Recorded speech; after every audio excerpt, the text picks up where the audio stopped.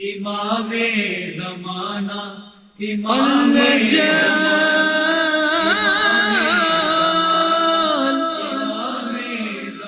امام زمانہ.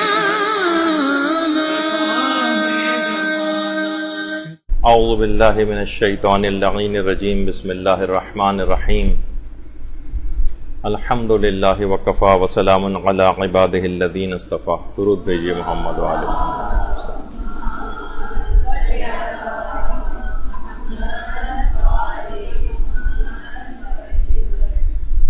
سب سے پہلے تو آپ سب کی خدمت میں پیشگی مبارکباد ولادت باسعادت امام زمانہ علیہ الصلوۃ والسلام.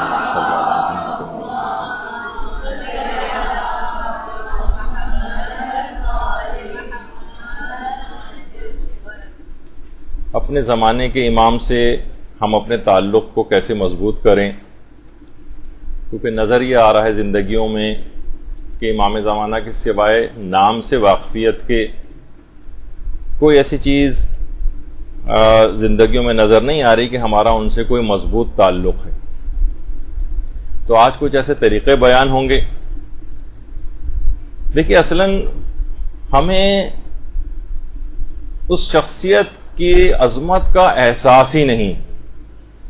ابھی میں ایک قول امام خمینی علیہ الرحمہ کا آپ کی خدمت میں پیش کرتا ہوں کہ جس میں اندازہ ہوگا آپ کو کہ امام زمانہ علیہ السلام کی فضیلت، ان کے پاس جو ولایت تکوینی ہے پروردگار عالم کی طرف سے، وہ کس قدر زیادہ عظمت کے حامل. امام خمینی فرماتے ہیں شب قدر کے حوالے سے کہ یہ رات ان کی ملکوتی سلطنت کے ظہور کی رات ہے، اور یہ ہر زمانے کے امام کے پاس یہ آتی ہے، اور ہر زمانے کے جو کتب ہیں ان کے پاس یہ رات ہوتی ہے، جو اس دور میں ہمارے مولا و امام و ہادی حضرت حجت ابن حسن عسکری علیہ السلام کے لیے.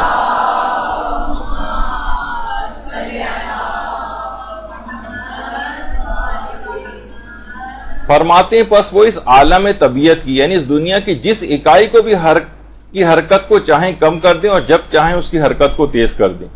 وہ جس کا رزق چاہیں زیادہ کر دیں اور جس کا چاہیں رزق تنگ کر دیں. یہ اللہ کے ارادہ ازلیہ کا پرتو اور قوانین الہی کے تابع ہے. در حقیقت ہر چیز کا تصرف اللہ کے ارادہ غیبی کا نتیجہ اور اس کے تابع ہے. تو اتنے اختیارات کے حامل، اتنے فضائل کے حامل ان کی شخصیت ہے. تو یہی وجہ ہے کہ انتہائی شدت کے ساتھ تمام معصومین امام زمانہ علیہ السلام کو یاد کرتے رہے ہیں.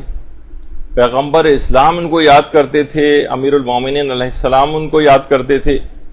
باقاعدہ روایت کے جملے ہیں. ازبغ بن نباتہ فرماتے ہیں کہ حضرت امیر علیہ الصلوۃ والسلام، اللہم صلی علی محمد و علی محمد،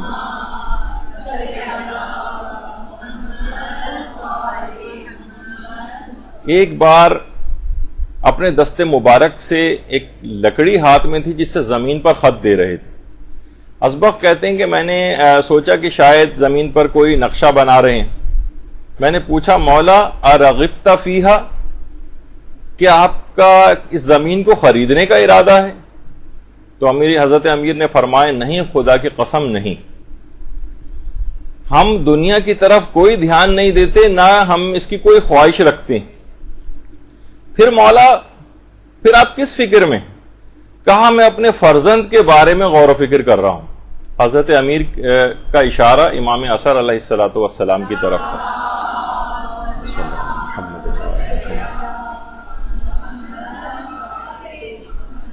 پھر ایک اور مقام پر فرمایا میں ان کے دیدار کا کس قدر مشتاق ہوں. تو اتنا ہی عشق اور محبت کا اظہار ہمیں بھی اپنے زمانے کے امام سے کرنا چاہیے. دیکھیے، خود یہ محبت محمد و آل محمد علیہ السلام جو ہے، اگر یہ آپ دیکھیں کہ صحیح معنوں میں اگر یہ راسخ ہو جائے تو اس کے اتنے اثرات ہیں کہ باقاعدہ وسائل الشیعہ کی جو 25ویں جلد ہے اس میں بھی حدیث کے اندر یہ بات آئی ہے کہ جس شخص نے بھی کھجور کے 7 دانے عشق رسول میں کھائے اس دن اس پر کوئی چیز اثر نہیں کرے گی، حتیٰ کہ زہر بھی اثر نہیں کرے گا. یعنی فقط اور فقط ان کی محبت میں اگر کھجور کے 7 دانے اس نے کھا لیے تو اتنے اثرات یہ رکھتی. تو سوچیے کہ ہماری روح پر کتنے اثرات اس کو رکھنے چاہیے. تو صاحبان ایمان کو اصلاً اس نعمت کا احساس نہیں ہے کہ وہ کتنی بڑی نعمت سے محروم ہے. امام زمانہ کا غائب ہونا، آنکھوں سے اوجھل ہونا، جبکہ ہم ان کی حکومت میں اور ان کی سائے میں زندگی بسر کر رہے ہیں، اور وہ ہماری آنکھوں سے اوجھل ہوں، یہ کتنی بڑی محرومی اور بدنصیبی، ایک مصیبت ہے. یہی وجہ ہے کہ آیت اللہ بہجت وہ فرماتے تھے کہ جو دعا ہے لا تجل مصیبتنا فی دیننا، ہمارے لیے دین میں کوئی مصیبت نہ قرار دے دینا. تو وہ یہی فرماتے تھے کہ یہ جو سب سے بڑی مصیبت ہے وہ یہی ہے اپنے زمانے کے امام سے دور ہو جانا، ان کا ہماری نگاہوں سے اوجھل ہو جانا. تو اچھا، جن کو اس نعمت کا احساس ہوتا ہے، جو اس نعمت کا احترام کرتے ہیں، ان کی افعال اور اعمال میں بھی شدت کے ساتھ اس کی جھلک نظر آتی. آیت اللہ بروجردی کے متعلق یہ بات کہی جاتی ہے. آیت اللہ حسین بروجردی امام زمانہ کا اس قدر احترام کرتے تھے اور اس قدر شدت کے ساتھ ان سے محبت کرتے تھے کہ ان کے 2 شاگرد جو بہت قریبی شاگرد تھے، ایک تو حیات ہیں، جو الٹے ہاتھ میں آیت اللہ لطف اللہ صافی گل پائیگانی، اور ایک ان کے سگے بھائی تھے جن کا انتقال ہو گیا ہے، آیت اللہ علی صافی گل پائیگانی. یہ دونوں بہت ہی قریبی شاگرد تھے. اور وہ یہ فرماتے ہیں کہ ایک دفعہ آیت اللہ بروجردی کے گھر میں مجلس کا انعقاد تھا. تو آیت اللہ بروجردی اپنے گھر کے صحن میں، دروازے سے صحن میں داخل ہوئے مجلس کے سلسلے میں. اس کی آواز تھوڑی کم کریں، سیٹی سے بج رہی ہے. صحن میں داخل ہوئے تو کسی نے اندر مجلس میں بیٹھے ہوئے افراد نے نعرہ لگایا، بر امام زمانہ و آیت اللہ حسین بروجردی صلوات. یہ نعرہ لگایا. آیت اللہ صافی گل پائیگانی فرماتے ہیں تو وہ سن کر اس قدر غمزدہ ہوئے کہ اندر آنے کے بجائے باہر بیرونی دروازے کی طرف واپس چلے گئے. بیرونی دروازے کی طرف واپس چلے گئے. ان کے ہاتھ میں جو عصا تھا وہ انہوں نے بہت زور سے بیرونی دروازے کے اوپر مارا. اس قدر غمزدہ تھے، اطراف میں کھڑے ہوئے لوگ بھی ڈر گئے کہ یہ کیا ہوا. تو اندر سے لوگ نکل کر باہر آئے، کیا ہوا کیا ہوا.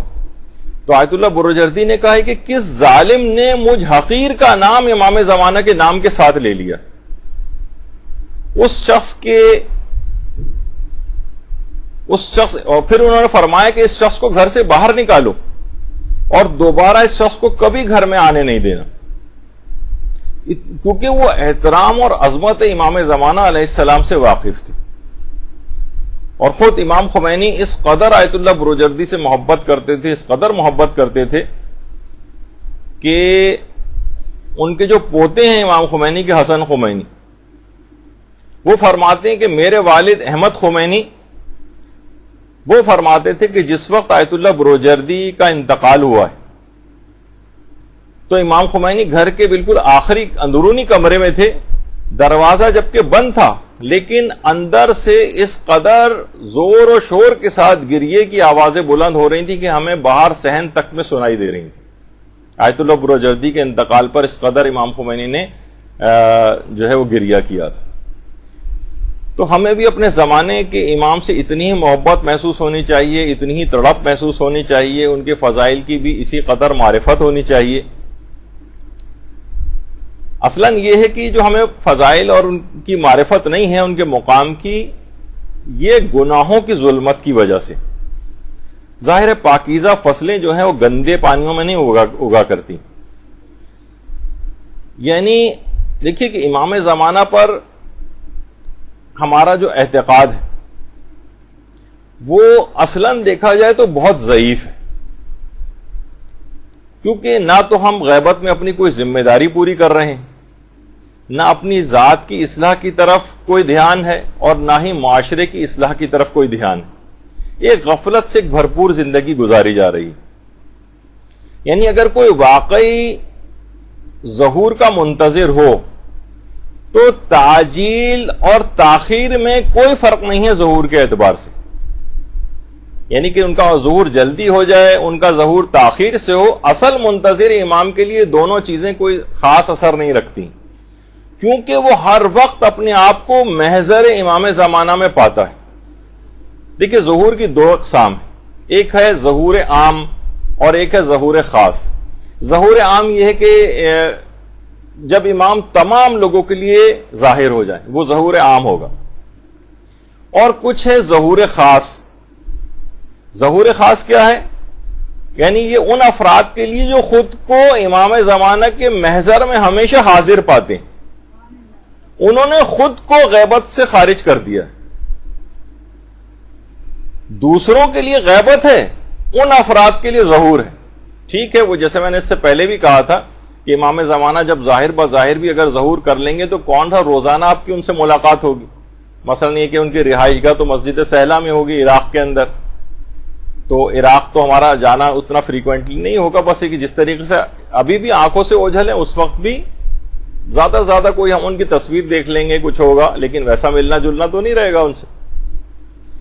تو جو حقیقی منتظر ہے وہ ہمیشہ اپنے آپ کو محضر امام میں پاتا ہے، امام موجود ہیں، زندہ ہیں، ان کا دورہ امامت چل رہا ہے، میں ان کے محضر میں حاضر ہوں، اس کے لیے ظہور میں تاجیل اور تاخیر کا کوئی فرق نہیں ذمہ داریوں کے اعتبار سے۔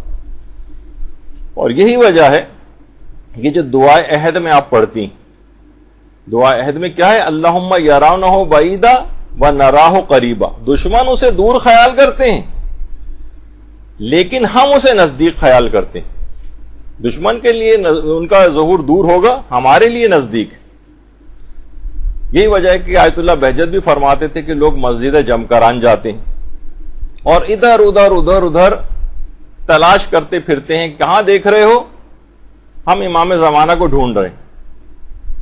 ارے آپ کیا ڈھونڈیں گے؟ وہ خود آپ کو تلاش کر رہے ہیں۔ امام گم نہیں ہوئے، آپ گم ہو گئے۔ علماء فرماتے ہیں یعنی اپنے خیالات میں ہم گم ہیں، اپنی خواہشات میں ہم گم ہیں، اپنی گناہوں کی دلدل میں ہم گم ہیں، غفلت کی دنیا کے اندر گم ہیں۔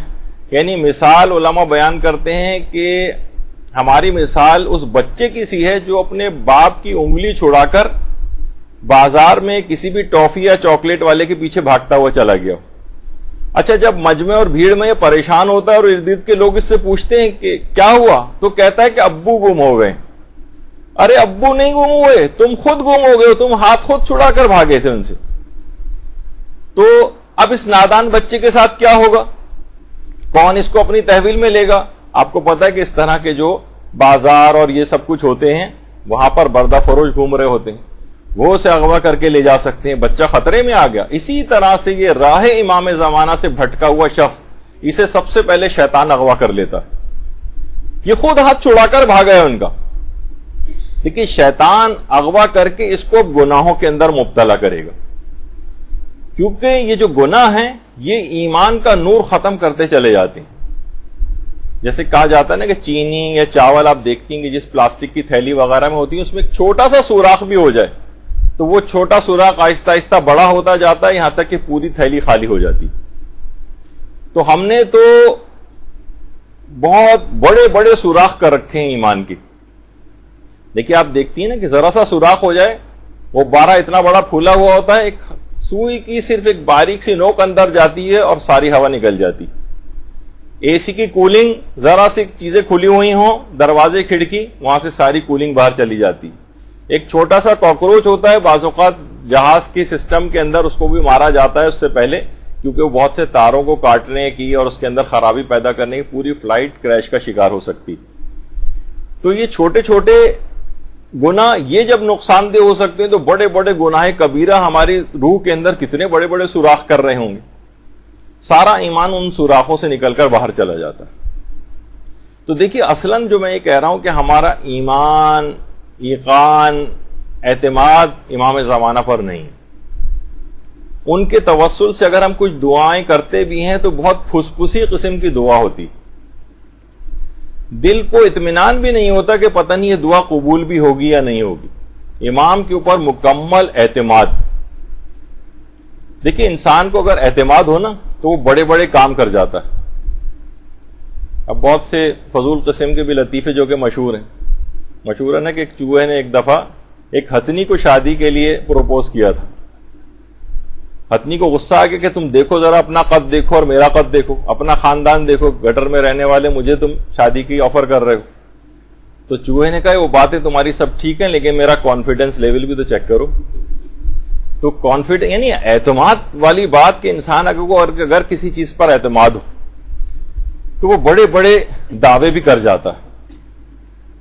جیسے میں نے کہیں انٹرنیٹ پہ ہی پڑھا تھا، اس کی میرے پاس تفصیل تو نہیں ہے، نہ میں تحقیق کر سکا کہ ایران کے پاسداران انقلاب کے جو لیڈر اور جنرل ہیں محمد علی جعفری، تو غیر ملکی اخبار نویسوں نے ان سے پوچھا کہ اگر ایران کے شہروں کو اسرائیلی جیٹس آئیں اور ایران کے 10 شہروں پر بمباری کا اچانک سے کرنا شروع کر دیں تو آپ کیا کریں گے؟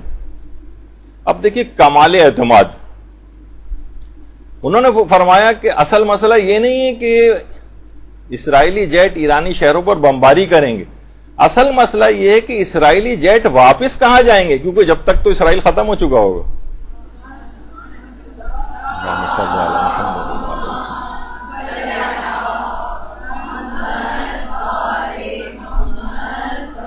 دیکھیے یہ طاقت ایمانی، یہ یقین محکم، یہ زمانے کے امام پر اعتماد سے آتا ہے۔ یہی وجہ ہے کہ آیت اللہ سیستانی امام زمانے سے توسل، بارہا توسل کیا۔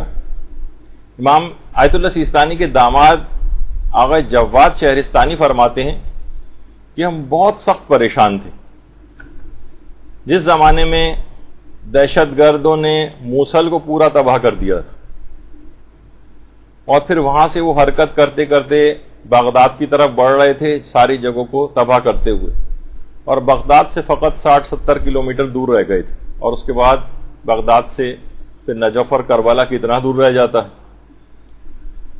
تو فرماتے ہیں جواد شہرستانی آیت اللہ سیستانی کے داماد کہ آیت اللہ سیستانی نے فرمایا کہ میں حضرت حجت سے متوسل ہوا ہوں، اور ظاہری طور پر ہمارے پاس کوئی چیز نہیں، دیکھا جائے تو واقعتاً وہاں کی فوج پوری تباہ و برباد ہو چکی تھی، اور ابتدائی طور پر تو پورے شہروں کا قبضہ وہاں کے کچھ باغی اور مفاد پرست قسم کے افراد نے پورا بغیر لڑائی حوالے کر دیا تھا داعش کے۔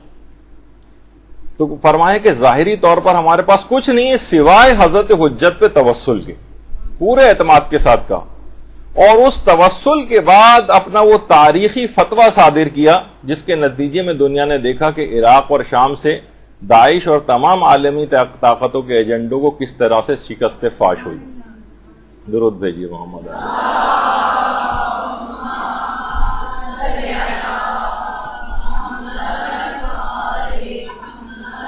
تو حضرت حجت پر ان کا ایمان، حضرت حجت سے توسل، حضرت حجت پر اتنا زیادہ اعتماد، اور کیا کہ اس 70 گز کے کرائے کے ٹوٹے پوٹے سے گھر میں رہنے والے اس بوڑھے مرج عالم نے کس طرح سے عالمی طاقتوں کو شکست دی اپنے صرف 4.5 چھوٹی لائنوں مختصر سے اس فتوے کے بعد۔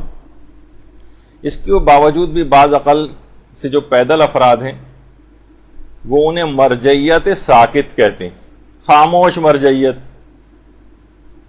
وہ چاہتے ہیں کہ عام سیاستدانوں کی طرح سے بس وقت بے وقت آیت اللہ سیستانی بیان داغتے رہیں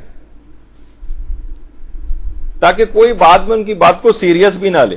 آیت اللہ سیستانی خود بارہا کہہ چکے ہیں اور زائرین کے مجموعے سے خطاب کرتے ہوئے بھی کہہ چکے ہیں کہ میں جب میں بولتا ہوں تب بھی مصلحت ہوتی ہے اس میں، اور خاموشی میں بھی اسلام کی کوئی مصلحت ہوتی ہے، اور ہمیشہ بالکل صحیح ٹائمنگ سے بولتے ہیں، اور فتویٰ بھی بالکل صحیح ٹائمنگ کے ساتھ دیا۔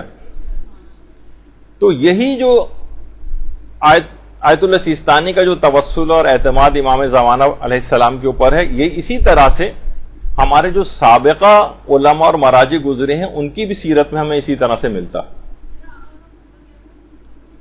جہاد دفاعی کا جو فتویٰ انہوں نے دیا تھا کہ جو بھی اسلحہ اٹھا سکتا اور اس کی طاقت ہو، اس کے اوپر واجب کفائی ہے کہ وہ اسلحہ اٹھائے، یعنی جو اسلحہ اٹھا سکتا ہو وہ دفاع کرے. مختصر سا فتویٰ تھا بہت، اور وہ پڑھ کر سنایا گیا تھا وہاں پر. اس میں کوئی جذباتی باتیں نہیں تھیں، کوئی تقریر نہیں تھی، حتیٰ کہ خود بھی آ کر خطاب نہیں کیا تھا، حتیٰ کہ اپنے بیٹوں میں سے کسی کو نہیں بھیجا تھا، بلکہ جو پیش امام ہیں وہاں کے انہوں نے آ کر اس میں جو ہے وہ آ کر خطاب کر کے ان کا فتویٰ سنایا تھا. تو اس کے اندر کوئی اس طرح سے بھی نہیں ہے کہ دنیاوی جاہ و حشام چیزیں اور یہ سب یا جذباتی تقریروں کے ذریعے، بس ایک سادہ سا فتویٰ اور اس کے بعد دنیا نے اس طاقت کو دیکھا. تو ہمارے سابقہ جو علماء ہیں ان کی بھی سیرت میں ہمیں ایسے ہی نظر آتا ہے. آیت اللہ میر جہانی اصفہان کے بہت بڑے علماء میں ان کا شمار ہوتا تھا، تو انتقال کر چکے ہیں اور اصفہانی میں مدفون ہیں. اور آیت اللہ ابو الحسن اصفہانی کے خاص دوستوں میں اور خاص اصحاب میں ان کا شمار ہوتا تھا، بلکہ آیت اللہ ابو الحسن اصفہانی کے زیادہ تر جو مالی امور ہیں ان کی دیکھ بھال بھی آیت اللہ میر جہانی کیا کرتے تھے. اور یہ پراسرار علوم میں بھی بڑی مہارت رکھتے تھے. جفر ہے، رمل ہے اور نجوم ہے اور قدیم طب جو ہے اس کے اندر بہت زیادہ مہارت تھی آیت اللہ میر جہانی کی. اور بہائیوں کے ساتھ انحراف، ایک فرقہ ضالہ گمراہ فرقہ جو ایران کے اندر ہے، جس پہ سب علماء نے ان کے کفر کے فتوے دیے ہیں، تو بہائیوں سے بہت انحراف کا انہوں نے مقابلہ کیا. اچھا، خود آیت اللہ میر جہانی یہ فرماتے ہیں کہ جس وقت ہم نجف میں تھے تو ہم سب لوگ اور بہت سارے علماء اور مجتہدین آیت اللہ ابو الحسن اصفہانی کی خدمت میں بیٹھے ہوئے تھے کہ یمن سے ایک خط آیا، اور خط جو تھا وہ وہاں کے مفتی، ایک جو کہ غیر شیعہ اہل سنت عالم دین آغائے بحر العلوم یمنی، ان کا خط آیا. اور اس خط کے اندر لکھا ہوا یہ تھا، خود آیت اللہ ابو الحسن اصفہانی نے وہ خط پڑھ کر سنایا اور کہا کہ یہ جو آپ کہتے رہتے ہیں کہ آپ کا عقیدہ امام مہدی کے اوپر ہے، تو کیا دلیل ہے آپ کے پاس کہ امام مہدی موجود ہے؟ سب کے سامنے اس خط کو آیت اللہ ابو الحسن اصفہانی نے پڑھا اور اس کے بعد مسکرانے لگے. دیکھیے کمال اعتماد. اور اس کے بعد خود جواب لکھا آقا بحر العلوم یمنی، اور کہا کہ آپ نجف اشرف تشریف لے آئیں، میں آپ کی ملاقات امام زمانہ علیہ السلام سے کروا دوں گا.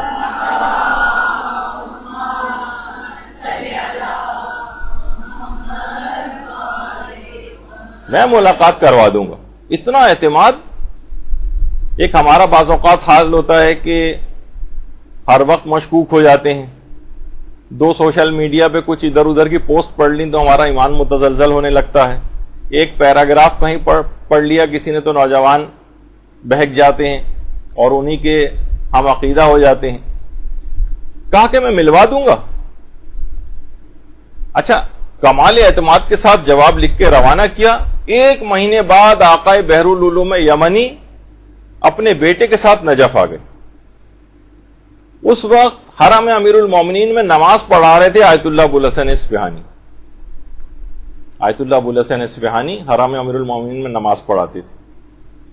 کسی نے آ کر اطلاع دی ان کو وہیں حرم میں ہی کہ آقا بحر العلوم یمنی آ گئے ہیں، آپ سے ملاقات کرنا چاہتے ہیں. کہا کہ نہیں، ہم خود ان کی رہائش گاہ پر جا کر ان سے ملاقات کریں گے. جب ملاقات کے لیے گئے تو آقا بحر العلوم یمنی نے ان کو وہی سوال ان کے سامنے رکھا کہ اگر آپ نے کہا تھا کہ آپ ملاقات کروا دیں گے تو ہم لوگ آ گئے ہیں. تو کہا کہ ٹھیک ہے، کل رات آپ کھانا میرے ساتھ کھائیں. اچھا، آیت اللہ ابو الحسن اصفہانی کے کھانا کھانے کے بعد انہوں نے اپنے خادم کو بلایا جن کا نام تھا حسین مشہدی. کہا حسین مشہدی چراغ لے کر آؤ ہم باہر جائیں گے.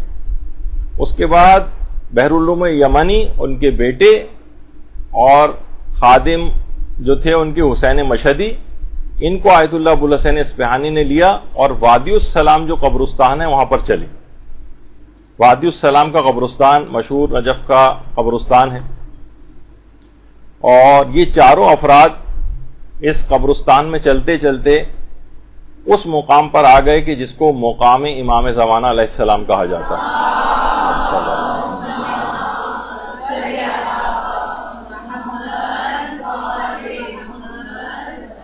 جو امام زمانہ علیہ السلام کی یقینی بیٹھک اور نشست گاہوں میں سے ایک مقام امام زمانہ. اچھا، مقام امام زمانہ علیہ السلام 3 ہیں.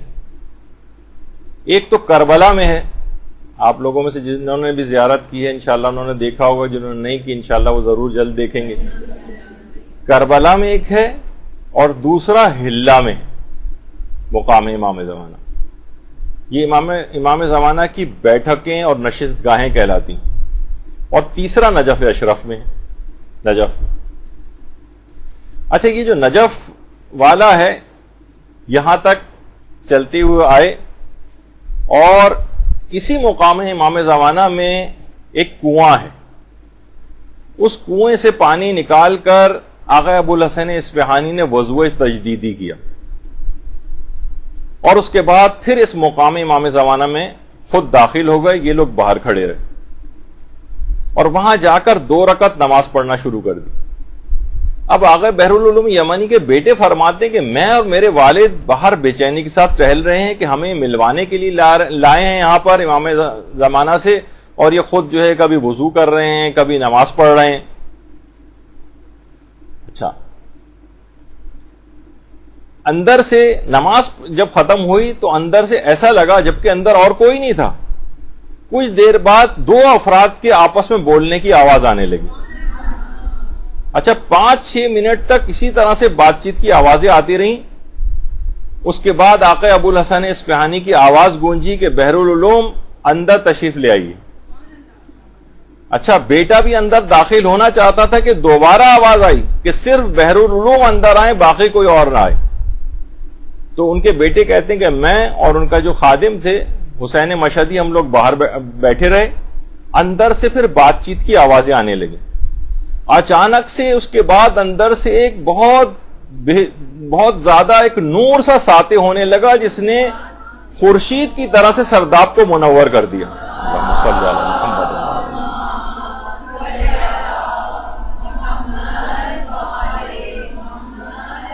اچانک سے بہت زیادہ روشنی وہاں سے ظاہر ہونے لگی، اور بحرالعلوم کے بیٹے کہتے ہیں میرے والد کی گریہ وزاری کی آوازیں گونجنے لگی. قبرستان اور اطراف میں مکمل تاریکی تھی اور یہاں پر ایک عجیب روح پرور ماحول بن گیا تھا. کہنے اس کے بعد میرے والد کی آوازیں وغیرہ آنا بند ہو گئیں، نور کی وہ روشنی بھی ختم ہو گئی، اور اس کے بعد آیت اللہ ابوالحسن اصفہانی کی آواز گونجی اور ان کے بیٹے کو آواز دے کر اندر بلایا کہ اپنے والد کو سنبھالو. اندر گئے تو دیکھا کہ والد بالکل بے حال ہیں، بے ہوش ہیں. کافی دیر بعد ہوش آیا تو بار بار یہ جملہ ان کی زبان پہ یبنا رسول اللہ، یبنا رسول اللہ، اے فرزند رسول، اے فرزند رسول، التوبہ التوبہ التوبہ، میں توبہ کرتا ہوں، میں استغفار طلب کرتا ہوں. اور اس کے بعد آقا ابوالحسن اصفہانی کی طرف دیکھ کے بحرالعلوم یمنی نے کہا کہ آپ مجھے شیعہ ہونے کا طریقہ بتائیے، شیعہ ہونے کا طریقہ. اچھا، وہ خود بھی شیعہ ہوئے، اس کے بعد ان کا بیٹا جو ہے وہ بھی شیعہ ہوا. بحرالعلوم یمنی اس کے بعد واپس چلے گئے یمن، اور وہاں کے کیونکہ مفتی تھے، اور چند ماہ بعد ہی یمن سے باقاعدہ ایک شخص پیغام لے کر آیا نجف، اور اس نے آ کر اطلاع دی کہ بحرالعلوم یمنی نے آپ کی ہدایت اور تبلیغات کے نتیجے میں 3 سے 4 ہزار افراد کو شیعہ کر لیا ہے. اللہم صلی علی محمد و آل محمد.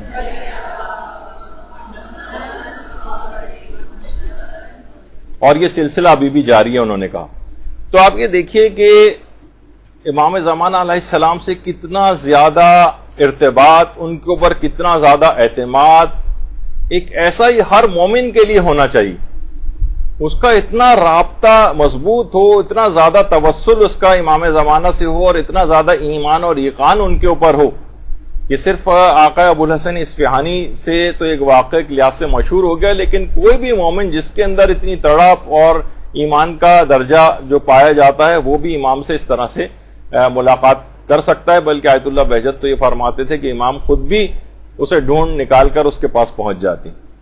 تو دیکھیے امام زمانہ علیہ السلام سے جو منسوب جگہیں، جیسے کہ ابھی آپ نے دیکھا کہ مقام امام زمانہ جو 3-4 مقامات کے اوپر ہیں، یہ بھی ان کے توسل میں مددگار ہوتے ہیں، اور اسی طریقے سے جو اور بھی ہیں جیسے جمکران بھی ان سے منسوب ہے۔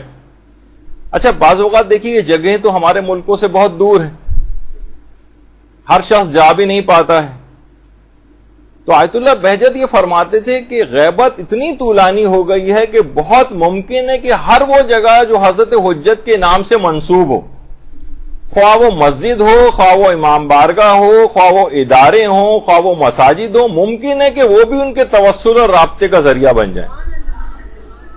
ہر وہ جگہ جو کہ امام زمانہ کے نام سے منسوب ہو گئی ہے وہ بھی ان سے رابطے اور توسل کی جگہ قرار پا سکتی۔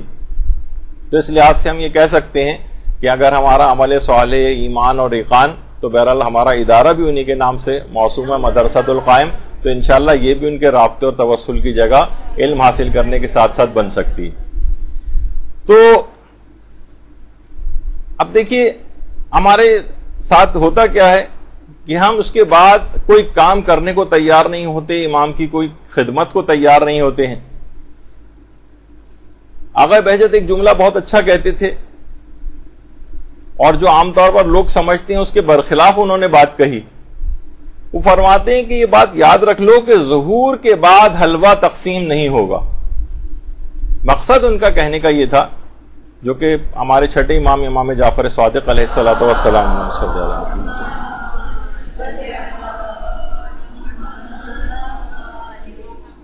جس نے بھی ان کا زمانہ درک کر لیا، تو ایک کنایا ایک انہوں نے استعمال کیا ہے کہ ہر شخص کو لباس جنگ پہننا ہوگا، یعنی تمہارے جسموں سے جب تک خون نہ نکلے گا اور تمہاری پیشانیوں سے جب تک پسینہ جاری نہ ہوگا تب تک حکومت برقرار نہ ہوگی امام کی۔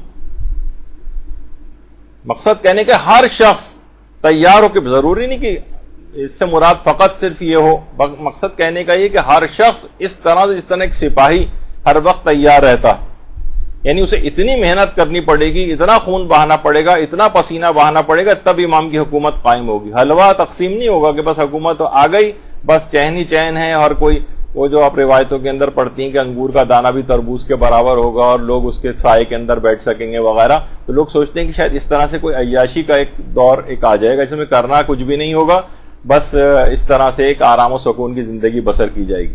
دیکھیے امام معجزات نہیں دکھائیں گے، یعنی اگر معجزات ہی سے حکومت اسلامی قائم کرنی ہوتی تو حضرت امیر پیغمبر اسلام کی رحلت کے بعد ہی معجزات کے ذریعے اپنی حکومت کو قائم کر لیتے۔ اتنا طول پکڑنے کی ضرورت نہیں ہوتی اس کے لیے۔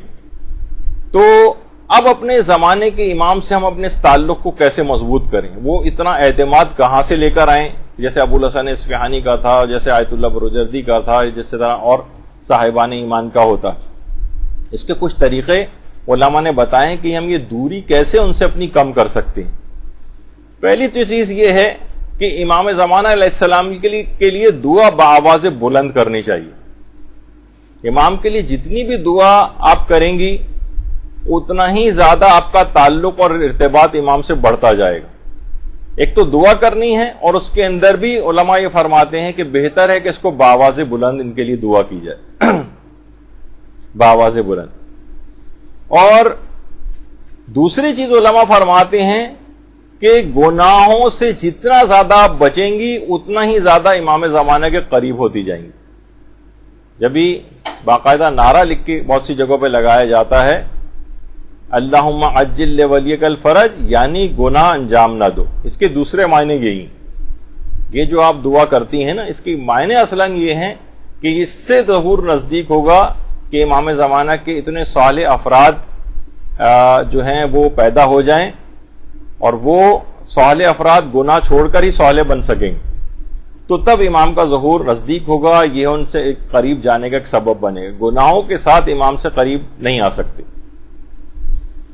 اور یہ بھی کہا جاتا ہے، آیت اللہ بہجتی کہتے تھے کہ ظہور کے بعد وہ افراد کہ جنہوں نے زمانہ غیبت کے اندر ثابت قدم رہے ہوں گے ایمان پر، ان پر خاص طور پر ظہور کے بعد لطف و عنایت کی جائے گی۔ یعنی اگر آپ نے یہ غیبت کا زمانہ بہت اچھے طریقے سے گزار لیا تو دیگر تمام افراد کی نسبت ایسے افراد سے بہت امتیازی سلوک کیا جائے گا۔ ان لوگوں نے بہت اس زمانے پور آشوب کے اندر اپنے آپ کو، اپنے ایمان کو صحیح و سالم بچا کر لے گئے۔ ان پر خصوصی عنایت کی جائے گی، ان پر خصوصی الطاف جو ہیں وہ اپنے نچھاور کیے جائیں گے۔ یہی وجہ ہے کہ کہا جاتا ہے کہ جس وقت امام کا ظہور ہوگا تو اس وقت سب سے خوش قسمت کون ہوگا؟ سب سے خوش قسمت۔ تو علماء فرماتے ہیں کہ ظہور کے بعد جو شخص بھی اطاعت الہی کرتا ہوا نظر آئے گا وہ سب سے خوش قسمت ہوگا۔ یعنی جتنی زیادہ آپ احکامات پروردگار کے اوپر اس زمانے غیبت کے اندر عمل کرتی جائیں گی اور اسی کے ساتھ ساتھ ظہور ہو جائے گا تو ایسے افراد انتہائی خوش قسمت تصور کیے جائیں گے۔ یعنی انہوں نے زمانہ غیبت کو اس طرح سے نہیں گزارا جس طریقے سے لاپرواہ، فاسق و فاجر، بدکار افراد گزارتے تھے۔ انہوں نے اپنے اس غیبت کے زمانے کو بھی اس طرح سے کہ اپنے زمانے کا امام موجود ہے، ٹھیک ہے آنکھوں سے ہی تو غائب ہے نا، لیکن اس میں تو انہوں نے اپنی ذمہ داری کا احساس کیا، اپنے آپ کو گناہوں سے بچایا اور یہاں تک لے کر آ گئے۔ تو یہ بہت خوش نصیب افراد شمار ہوتے ہیں۔ تو امام سے ارتباط کا ایک اور طریقہ یہ بھی ہے کہ امام زمانہ سے بہت زیادہ ان کو دعاؤں کے اندر ان سے توسل کیا جائے، ان کو پکارا جائے، کیونکہ جو بھی ان کو پکارتے ہیں تو امام ان پر بہت زیادہ مہربان ہوتے ہیں، والدین سے زیادہ مہربان ہوتے ہیں۔ آقا بہجت فرماتے تھے امام زمانہ آپ کے والدین سے زیادہ آپ کے اوپر مہربان ہوں گے اگر ہم ان کو غیبت کے زمانے پکاریں گے، ان سے استغاثہ جو ہے وہ کریں گے۔ یہی وجہ ہے کہ باقاعدہ امام زمانہ نے شکایت بھی کی تھی آقا مدنی کو، آیت اللہ مدنی کو، کہ جب نماز کے بعد آیت اللہ مدنی نے خود لوگوں کو بتایا کہ زمانے کے امام آئے تھے اور مسجد سے نماز جماعت کے بعد جب اٹھ کر جا رہے تھے تو امام نے فرمایا تھا دیکھو یہ میرے شیعہ میرے ظہور کی دعا کیے بغیر ہی اٹھ کر جا رہے ہیں، باقاعدہ شکایت کی تھی۔ تو دعاؤں اور اذکار سے امام سے اپنے رابطے کو مضبوط کرنا چاہیے، اور کچھ علماء نے جو سب چیزیں بتائی ہیں کہ کون سی دعائیں اور اذکار امام سے رابطے کو مضبوط کرواتے ہیں، ان میں دعائے ندبہ ہے، دعائے غریق ہے، دعائے عہد ہے، دعائے فرج ہے، امام زمانہ سے استغاثہ ہے، ایک صلوات مخصوص ہے امام زمانہ علیہ السلام کے لیے، آپ کو مل جائے گی کتابوں میں، زیارت آل یاسین ہے، زیارت روز جمعہ ہے، اور 3 الگ سے دعائیں اور بھی ہیں، اللہم رب النور العظیم والی دعا، اللہم ارزقنا توفیق الطاعہ و بعد المعصیہ والی دعا، اور تیسری ہے دعائے معرفت، اللہم عرفنی نفسک۔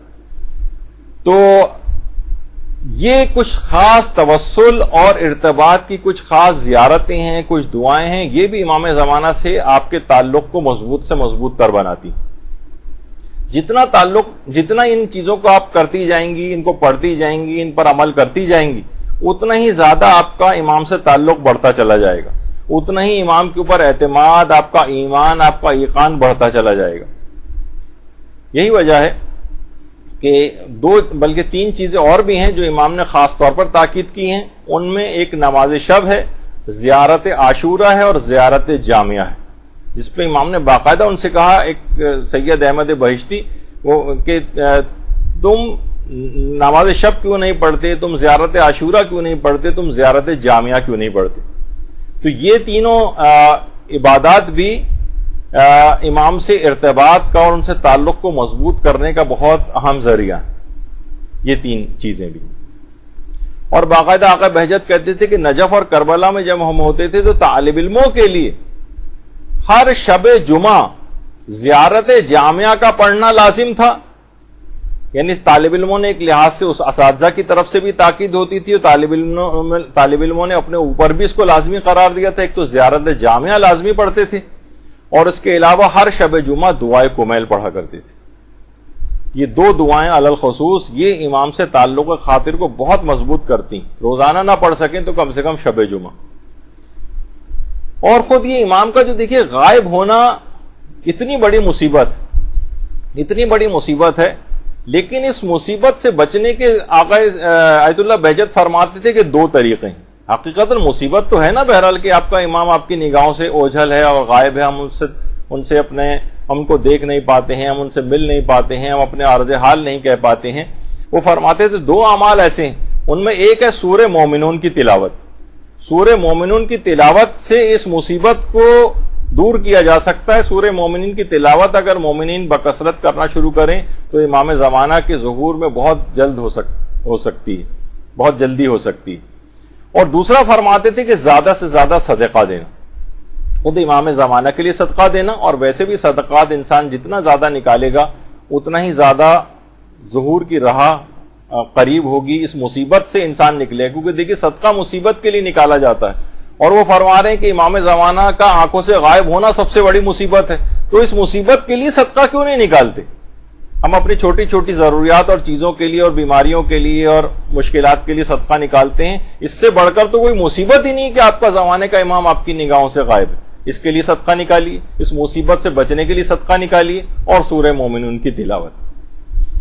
تو اور ان سے اپنے خاطر کو بڑھانے کے لیے ایک چیز اور جو کہ ڈاکٹر سید فاضل میلانی، ڈاکٹر سید فاضل میلانی آیت اللہ سید محمد ہادی میلانی جو مرجع تھے اور آیت اللہ خوئی اور دیگر بہت بڑے بڑے فقہا کے اساتذہ میں سے تھے، وہ یہ فرماتے ہیں، سید فاضل میلانی فرماتے تھے کہ میرے جد امجد سید محمد ہادی میلانی وہ یہ فرماتے تھے کہ روزانہ 5 منٹ خصوصی طور پر اپنے زمانے کے امام کے لیے وقف کرو، 5 منٹ صرف، یعنی کم سے کم چیز بتائی ہے کہ انسان کم سے کم 5 منٹ تو نکال ہی سکتا ہے۔ ان 5 منٹ کے اندر اپنے آپ کو حضرت حجت کا ملازم اور خادم سمجھو، اور خادم سمجھ کے اور ملازم سمجھ کے وقف کر دو، ان کے مشن کے لیے کام کرو، ان کے جو بھی ان کے فرمودات ہیں، ان کی غیبت میں کیا ذمہ داریاں آپ کو ادا کرنی چاہیے اس کے مطابق عمل کرو، روزانہ 5 منٹ۔ جس طریقے سے کوئی غلام ہوتا ہے اپنے آقا کی خدمت میں چشم ابرو کا منتظر ہوتا ہے، جو حکم دیں گے میں اس دوران کروں گا، تو کم سے کم روزانہ 5 منٹ نکالو صرف، اور اپنے آپ کو امام زمانہ کا خادم اور ملازم سمجھ کے کام کرو، اور پھر اس پیریڈ کو گزارتے بھی چلے جاؤ، پھر 24 گھنٹے کا پیریڈ بھی مسلسل طور پر بھی اپنے آپ کو چاہو تو امام زمانہ کا خادم سمجھ سکتے۔ تو فرماتے ہیں اگر تم نے ایسا کیا تو یقین جانو یقینی طور پر تم ان کی نگاہ میں مورد تائید اور مورد عنایت قرار پاؤ گے۔ کہ کوئی ملازم ہو وہ بہت زیادہ خدمت کے اوپر کاربند ہو اور ہر وقت کسی کی خدمت پر کمر بستہ ہو، تو اپنے آقا کی نگاہ میں کتنا مقام وہ حاصل کر لیتا، اور صرف یہی نہیں بلکہ اپنی دعاؤں میں بھی ان کو وسیلہ قرار دو۔ جب بھی علماء فرماتے ہیں کہ لوگوں کی مالی مشکلات ہوتی ہیں، اقتصادی مشکلات ہوتی ہیں، آیت اللہ محمد علی ناصری نے بھی جو ماہ رمضان کی مناسبت سے ایک درس اخلاق وہاں پہ دیا تھا اصفہان میں، اس میں بھی ایک تھا کہ مالی اور اقتصادی مشکلات کے حل کے لیے بھی امام زمانہ کو پکارو، یعنی جتنی بھی ہماری ضروریات ان سے توسل اختیار کرو۔ تو حتیٰ کہ علماء یہاں تک فرماتے ہیں کہ اپنی واجب نمازوں تک میں بھی حضرت حجت سے توسل کرو۔ آیت اللہ بہجت سے کسی نے سوال پوچھا تھا باقاعدہ کہ کیا کریں کہ ہم احکامات خدا جو ہیں، خاص طور پر جو نماز ہے، ان کی بجاوری میں ہمیں خشوع خضوع نہیں آ پاتا۔ تو آیت اللہ بہجت نے فرمایا کہ نمازوں سے پہلے اپنے زمانے کے امام سے توسل کرو، یہ توسل تمہارا نمازوں میں خشوع خضوع کو بڑھا دے گا، خشوع خضوع بڑھا دے گا۔ مثلا اس سے پہلے السلام علیکہ یا صاحب العصر والزماں کہیے اور نماز شروع کر دیجیے۔ اسی طریقے سے مثلا آیت اللہ سید عبد الحادی شیرازی، ان کا یہ طریقہ تھا کہ نمازوں سے پہلے ہمیشہ السلام علیکہ یا ابا عبداللہ الحسین کہتے تھے اور پھر نماز شروع کرتے تھے۔ یہ ایک توسل ہے، چاہے وہ درود کے ذریعے توسل ہو، چاہے وہ سلام کے ذریعے توسل ہو، چاہے زیارت کا ایک چھوٹا سا جملہ کہ السلام علیکہ کہا اور امام کا نام لے دیا، امام حسین کا نام لے دیا، یہ بھی ایک توسل، اور اس کے بعد نماز شروع کر دی جائے۔ یہ کوئی نماز کا کوئی حصہ نہیں ہے، لیکن ایک توسل کا ایک طریقہ ہے خشوع خضوع بڑھانے کے لیے۔ وہ فرماتے ہیں جس طریقے سے ایک بچہ کبھی کسی محفل میں جب داخل ہوتا ہے اپنے باپ کے ساتھ، تو سب لوگ اس باپ کی وجہ سے بچے کی بھی عزت کرتے ہیں، اس سے ہاتھ ملاتے ہیں، اس بچے کو پیار کرتے ہیں، اپنے پاس بٹھاتے ہیں۔ اب جو بھی بزم خدا میں حاضر ہونا چاہے اسے بھی چاہیے کہ کسی بڑے بزرگ مقرب الہی کے ساتھ حاضر ہو جائے. اور امام زمانہ سے بڑھ کر حقیقی باپ اور کون سا ہوگا؟ تو ان کا توسل کریں، ان کا نام لیں، گویا ایک لحاظ سے ان کی انگلی پکڑیں اور بارگاہ خداوندی میں حاضر ہو جائیں. وہاں پر آپ کو وہی احترام ملے گا، جتنی بھی کمیاں ہیں اور کوتاہیاں ہیں وہ ساری معاف اور درگزر کر کے آپ کو ہاتھوں ہاتھ لیا جائے گا اس کی بارگاہ میں. جب بھی پیغمبر وہ جو جملہ ارشاد فرماتے تھے کہ انا و علی ابا و حاذہ الامہ، میں اور علی امت کے دو باپ ہیں، تو ان باپ جو امام وقت ہوتا ہے وہ بھی باپ ہوتا ہے امت کا، تو ہم ان کے وسیلے سے، ان کے توسل سے بارگاہ خداوندی میں حاضری دیں گے اور اپنی تمام کمیوں کو، تمام خرابیوں کو، اپنی تمام جتنے بھی نقائص ہیں اس کے ساتھ جب ہم بارگاہ الہی میں پیش ہوں گے تو ان افراد کے توسل کی وجہ سے لطف و کرم پروردگار کا بڑھے گا اور ہماری وہ نماز قبول کر لی جائے گی. اور دوسری جب یہ وجہ ہے کہ یہ جو ہے کہ ان سے توسل واجب نمازوں تک کے اندر جب بھی زیارت جامع کبیر جو ہے اس میں امام علی نقی علیہ الصلوۃ والسلام فرماتے ہیں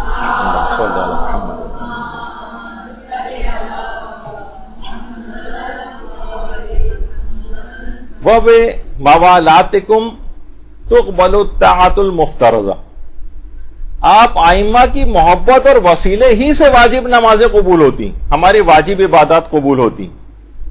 یعنی آیت اللہ بہجت یہ بھی فرماتے تھے کہ امام زمانہ سے جو توسل ہے وہ نافلہ نماز کی طرح سے، کہتے تھے جو یعنی امام سے جب آپ توسل کرتی ہیں ایسے ہی جیسے آپ نافلہ نماز پڑھ رہی. اور وہ یہ فرماتے تھے کہ جب اسحاق دنیا میں آنے والے تھے نبی خدا تو فرشتے حضرت ابراہیم کے پاس آئے تھے اور ان کو بشارت دی تھی جو سورہ انبیاء کی آیت نمبر 72 ہے جو ہم نے نمازوں کے درس میں بھی پڑھی تھی کہ وَوَهَبْنَا لَهُ اسحاق وَيَعْقُوبَ نَافِلَةً، یعنی ہم نے اسحاق و یعقوب کے وجود کو نافلہ قرار دیا. تو جب اسحاق اور یعقوب ابراہیم کے لیے نافلہ قرار پا سکتے ہیں تو امام زمان اور ائمہ اطہار بدرجہ اولا نافلہ قرار پائیں گے. تو بہرحال ہم ان ہستیوں پر درود و سلام کے ذریعے متوسل ہو سکتے ہیں اور نمازوں میں بھی اپنے خشوع و خضوع کو بڑھا سکتے ہیں. درود بھیجیے اللہ صلی اللہ علیہ وسلم.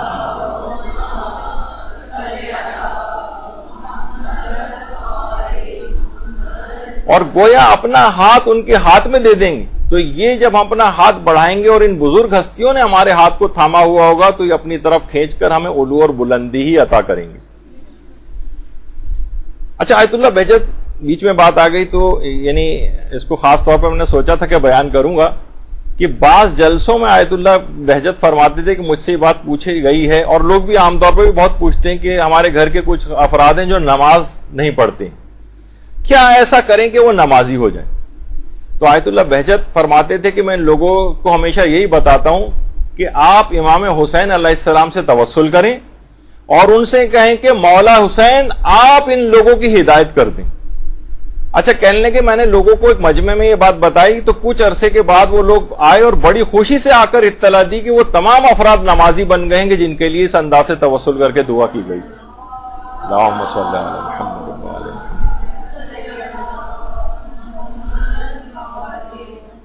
یعنی امام حسین سے توسل کریں اور اس کے بعد امام ہی سے کہیں کہ مولا آپ ان کی ہدایت فرما دیجیے. اور وہ یہ بھی فرماتے تھے آیت اللہ بہجت ایک اور چیز بھی فرماتے تھے کہ حرم معصومین کے جو جوار میں جو مدفون مومنین کی قبور ہیں، بہت سے علماء بھی ہیں اس کے اندر، بہت سے اصحاب ائمہ بھی ہیں، ان کی ارواح سے بھی توسل کیا جا سکتا. یعنی روزانہ اگر الحمد اور 3 مرتبہ سورہ اخلاص پڑھ کر حرم معصومین جہاں جہاں جو حرم معصومین ہیں، مثلا خود امیر المومنین کے حرم کے اطراف میں دیکھیں کتنے بڑے بڑے علماء ہیں. آیت اللہ خوئی کی قبر بالکل سامنے، اور حرم امام ویسے اور بہت سارے وہاں پہ تو 300 سے زائد 500 یا 700 یا بڑے بڑے علماء تو وہاں پر نجفی کے اندر مدفون ہیں. ان کی ارواح کے لیے الحمد اور سورہ اخلاص 3 مرتبہ اگر پڑھا جائے.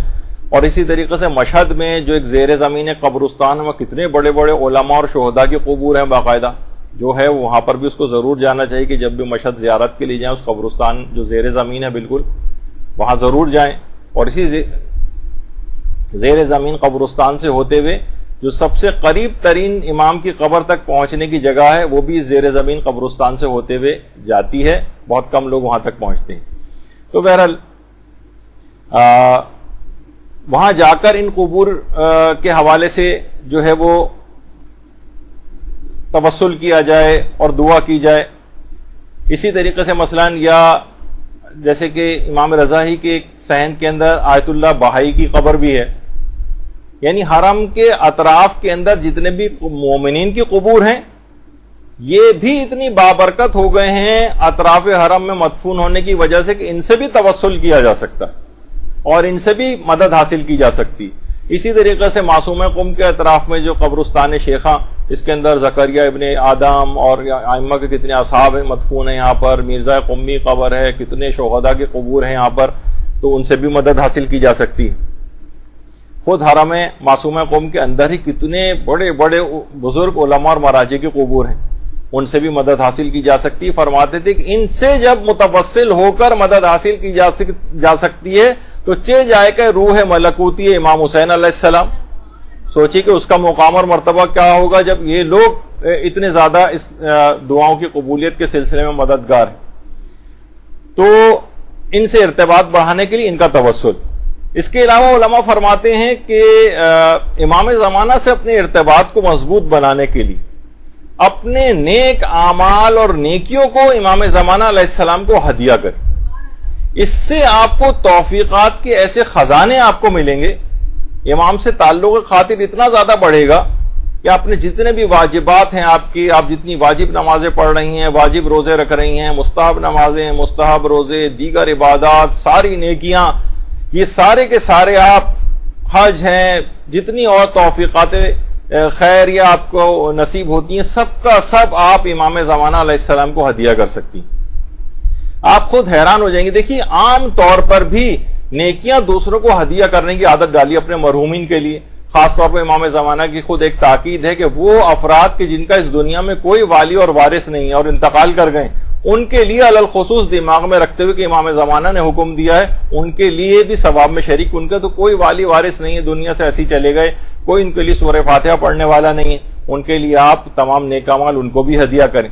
ایسی توفیقات آپ کو ملیں گی کہ آپ حیران ہو جائیں گے۔ حوزہ علمیہ قم کے ایک استاد نے بات نقل کی ہے کہ باوجود کوشش کے میں نماز شب کا پابند نہیں ہو پاتا تھا۔ دیکھیے بہت سے لوگوں میں کمزوریاں ہوتی ہیں، کچھ ایسی کہ پڑھتا تھا لیکن پابند نہیں ہو پاتا تھا، میں بڑا پریشان ہوتا تھا کہ آخر کیا ایسا ہو گیا۔ وہ خود فرماتے ہیں کہ ایک دفعہ میں بس میں سفر کر رہا تھا تو ایک بچے نے مجھ سے پانی مانگا، میری جو بس میں جو میری سیٹ تھی وہ بالکل اس جگہ پہ تھی جہاں کولر وغیرہ ہوتا ہے، ہماری بسوں میں تو خیر ایسا کوئی انتظام نہیں ہوتا، وہاں کی بسوں میں ممکن ہے، تو کولر کی میں قریب تھی، بچے نے مجھ سے پانی مانگا، میں نے گلاس بھر کر اس کو پانی دیا اور اسی وقت میں نے دل میں نیت کی کہ پروردگارہ اس پانی پلانے کا ثواب میرے والد مرحوم کی روح کو پہنچے۔ وہ فرماتے ہیں کہ اسی رات سے مجھے ایسی نماز شب کی توفیق ملی کہ پھر دوبارہ کبھی قضا نہیں ہوئی۔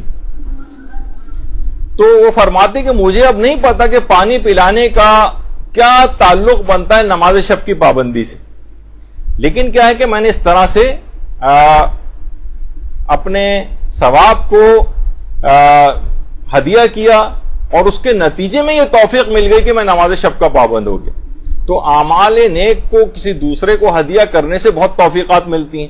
تو سوچیں کہ آپ امام زمانہ علیہ السلام کو اپنے ہدیہ کریں گی۔ یہی وجہ ہے کہ آیت اللہ وحید خراسانی بھی فرماتے ہیں کہ سورہ یاسین کا ایک ہدیہ پڑھ کر امام زمانہ کو اگر ہدیہ کیا جائے، سورہ یاسین کو پڑھ کر امام زمانہ کو ہدیہ کیا جائے تو دنیا اور آخرت کی تمام سعادتیں حاصل ہو جاتی ہیں، یعنی امام سے آپ کا تعلق خاطر وہ بڑھے گا۔ اور اسی طرح سے آقا آیت اللہ وحید خراسانی یہ بھی فرماتے ہیں کہ روزانہ صبح اور رات کو سونے سے پہلے 11 مرتبہ اگر کوئی سورہ توحید پڑھے اور امام زمانہ کو یہ ہدیہ کرے تو یہ عمل آپ کی روح کے لیے اکسیر بن جائے گا، اکسیر احمر۔ وہ فرماتے ہیں اس سورے کا، یہ جو سورہ ہے سورہ توحید کا، امام زمانہ کو ہدیہ کرنے کا ایک خاص اثر ہے اور یہ ہدیہ کبھی امام کی بارگاہ سے رد نہیں ہوتا۔ آپ خود بھی دیکھیں نا کہ اگر کوئی شخص روزانہ کی بنیاد پر آپ کو تحفے تحائف روزانہ کی بنیاد پر کوئی کسی کو بھیجتا رہے تو آپ کے لیے خود بخود آپ اس کی طرف متوجہ ہوں گے, خود بخود اس کے لیے دل میں ایک تعلق خاطر پیدا ہوگا. تو روزانہ کی بنیاد پر اگر امام زمانہ علیہ السلام کے لیے 11 مرتبہ سورہ توحید صبح و شام ان کا ہدیہ کیا جائے, نیک اعمال کا بار بار ہدیہ ان تک پہنچے, خود بخود امام زمانہ کی ذات گرامی آپ کی طرف متوجہ ہوتی چلی جائے گی. اور وہ اگر متوجہ ہو گئے اور عنایت ان کی شامل حال آپ کی ہو گئی تو سوچیے کہ دنیا اور آخرت میں ہر جگہ بیڑا پار ہو جائے گا. اللہم صلی علی محمد.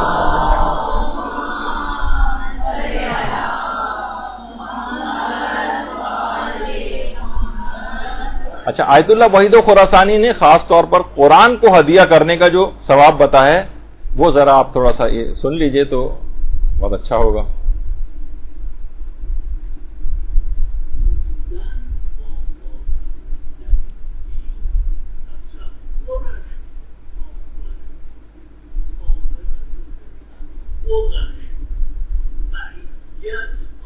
امیر المؤمنین اصلا در فکر نمی گنجه معیت با سید الشهدا یک ختم قرآن کنیم هدیه کنیم به سید الشهدا با حسین ابن علی خواهیم, یک ختم قرآن کنیم هدیه کنیم به امام زین العابدین با او خواهی کنیم, یک ختم قرآن کنیم هدیه کنیم به امام هشتم با علی ابن موسی رضا مأمی شوی. همتون در این ماه رمضان این کار رو بکنید, به دیگران هم بگید, همتون قرآن رو شروع کنید, هرچه میتوانید بیشتر بهتر, همه را هدیه کنید به صاحب العصر و الزمان.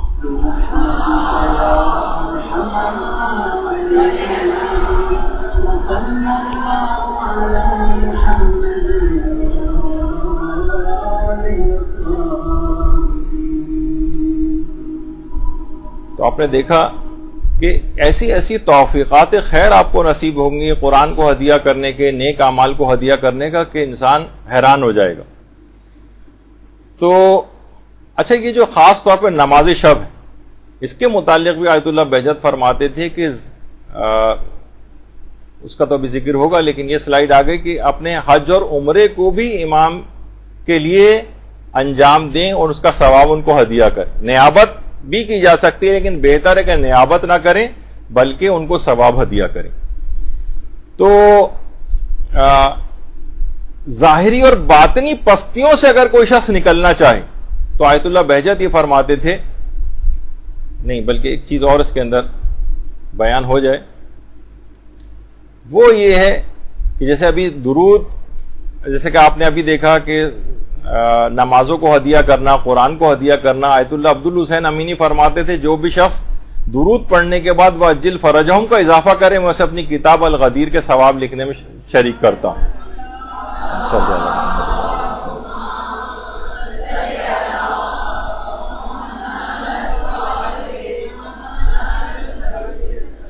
پہلے بھی ایک دفعہ یہ بات بیان ہوئی تھی تو کچھ احباب نے اس پہ اعتراض کیا تھا کہ اس کا حوالہ کیا ہے, تو اس دفعہ ہم نے حوالہ بھی اس میں لکھ دیا. علامہ امینی کے اس قول کو مرحوم ڈاکٹر سید جعفر شہیدی اور استاد محمد رضا حکیمی نے اپنی کتاب یادنامہ علامہ امینی میں صفحہ 345 پر اس کو نقل کیا ہے. تو یہ بھی ایک طریقہ ہے تبلیغ کا کہ جو بھی درود پڑھے اس کے اندر وَأَجِّلْ فَرَجَهُمْ کا اضافہ کرے تو کہتے ہیں میں اس کو اپنے ثواب میں شریک کرتا ہوں. اسی طریقے سے اپنے تمام اعمال کو امام زمانہ کو اس میں شریک کریں, ان کو ہدیہ دیں, پھر دیکھیے توفیقات خیر کس طرح سے ملتی.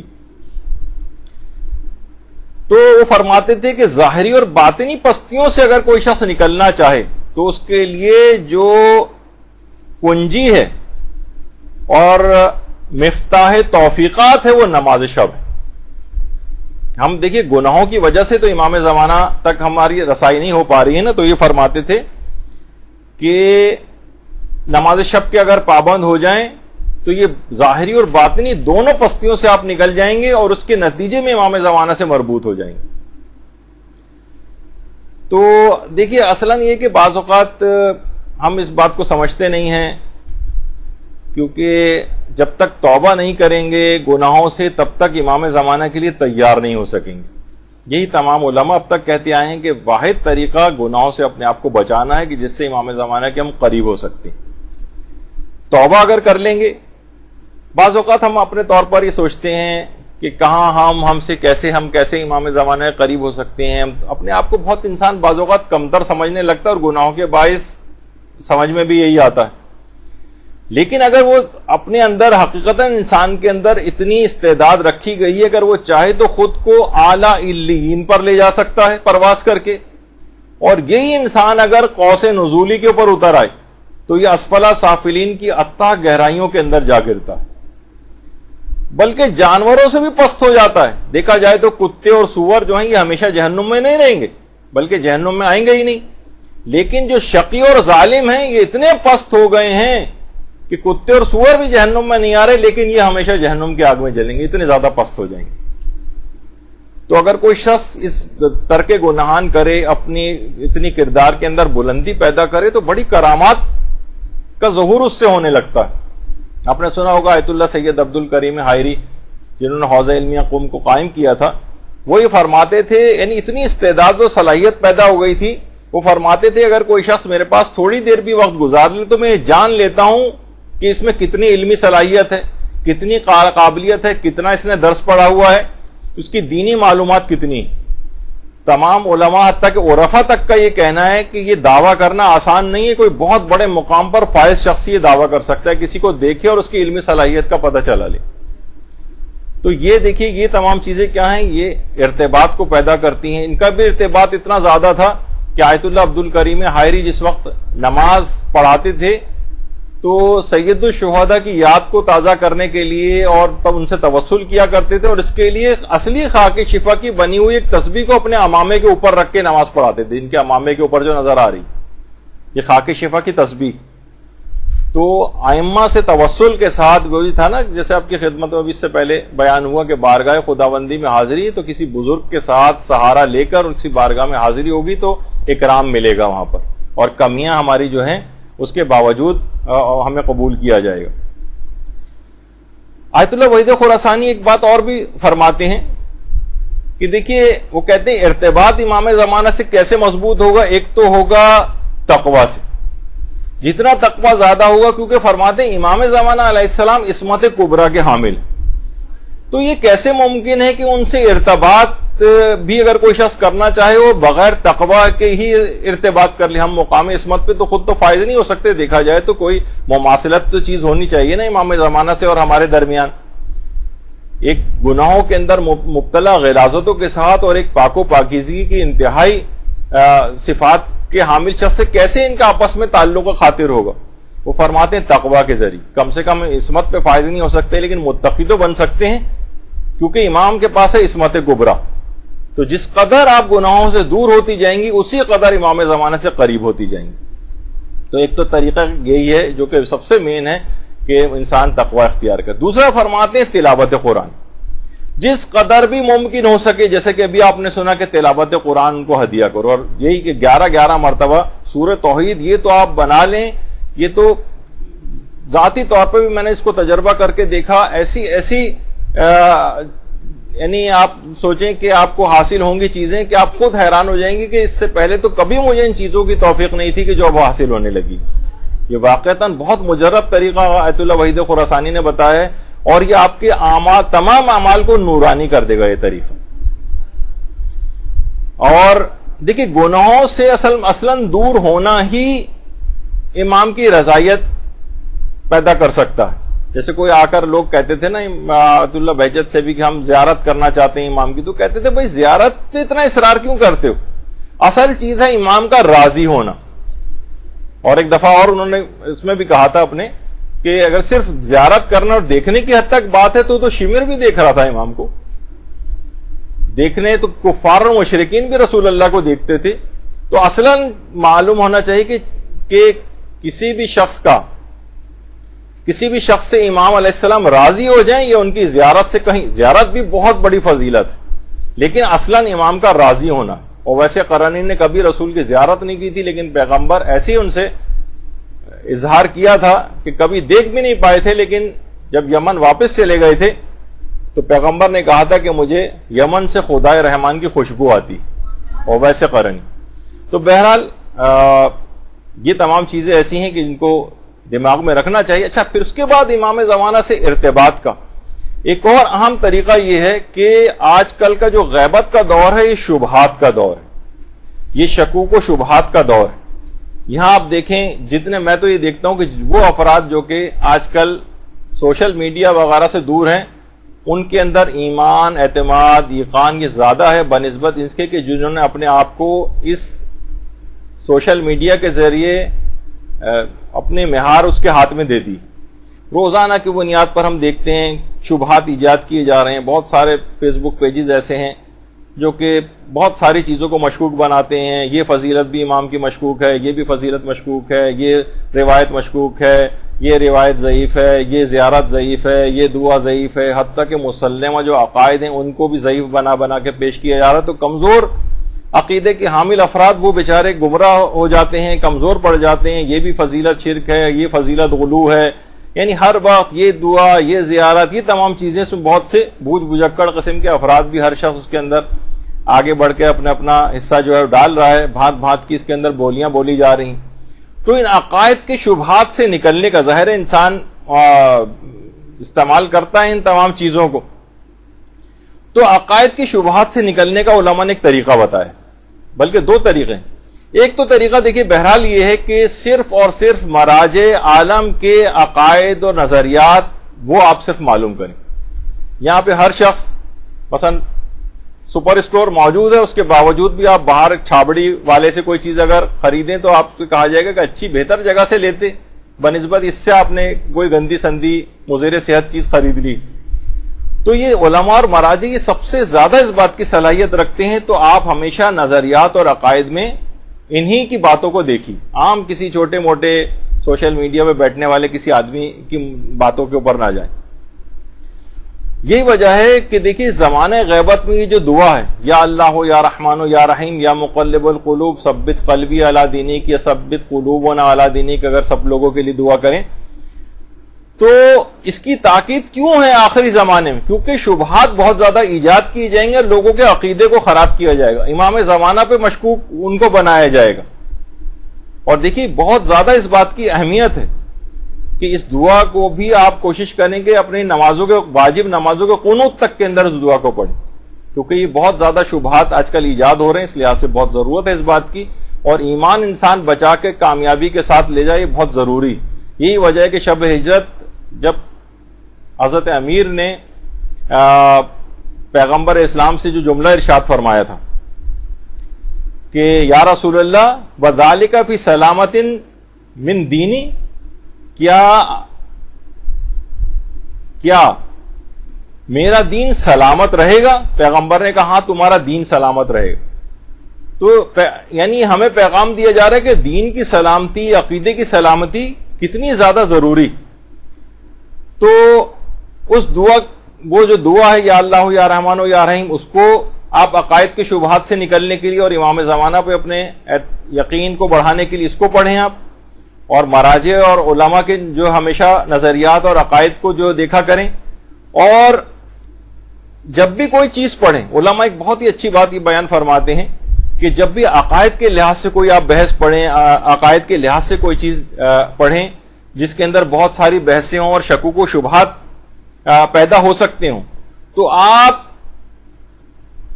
یہ کریں کہ اس میں غور و فکر کرنے سے پہلے رک جائیں اور ایک جملہ کہیں کہ اس مسئلے میں میرا عقیدہ وہی ہے جو امام وقت علیہ الصلوۃ والسلام کا ہے، اور یا پھر یہ کہیں کہ میرا عقیدہ وہی ہے جو امام جعفر صادق علیہ الصلوۃ والسلام کا ہے. اللہم صلی علی محمد وعلی آل محمد.